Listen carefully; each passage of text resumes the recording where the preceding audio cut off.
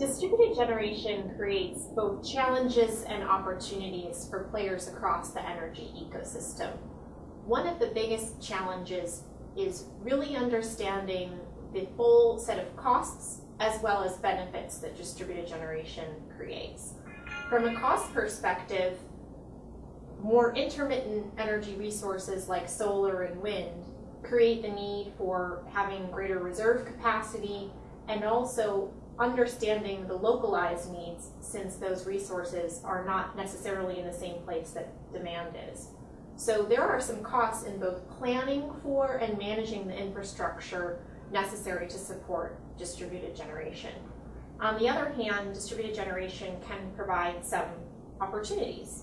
It can diversify the fuel mix, it can help to mitigate risks, and it can also provide environmental and health benefits. The challenge is, how do you quantify these costs and benefits? Certainly there's a financial component, and that's very important. We also have a tool that enables the measurement not only of the financial, but then what we call the non-financials, considering total impacts of key projects or key business decisions. And we're finding that more and more companies are curious, what are their total impacts of their business decisions, and how can they make decisions that make business sense with that analysis in mind? So we call that method total impact measurement and management.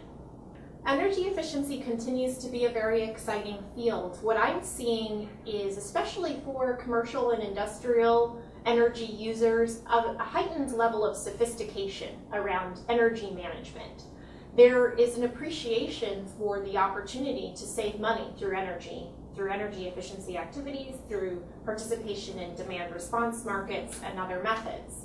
And this sophistication is leading companies to ask more questions, to seek more data, to better understand their energy use across their facilities, even sometimes reaching back into their supply chain to understand the energy use of their suppliers and how they can work together with suppliers to bring those costs down. So I think a greater sophistication and awareness is a key trend. And as part of that, leveraging the power of data to prioritize where are the best opportunities for energy efficiency activities. Sometimes it's more managerial controls, set points regarding temperature settings and the like. And sometimes it may require retrofits and upgrades. And certainly you want to prioritize where it makes most sense to do those upfront investments to realize the long-term savings. So definitely a greater interest and greater handle and management of these issues. Energy storage is a new and emerging trend. One of the key drivers behind the interest in energy storage is the emergence of intermittent energy resources like solar and wind. And energy storage can provide a tool to help firm the capacity from resources such as solar and wind. And that's why California has really looked to energy storage as a next step in its energy journey, because the penetration of renewable energy has increased there in that state. Of course, energy storage also offers opportunities for backup capacity, and really the challenge is, again, how do you think about the cost? Because certainly it's a technology that requires upfront investment, and the benefits, and aligning and understanding the places where you can really maximize value. I think it's still a very early stage in terms of energy storage, and we'll still see how it unfolds.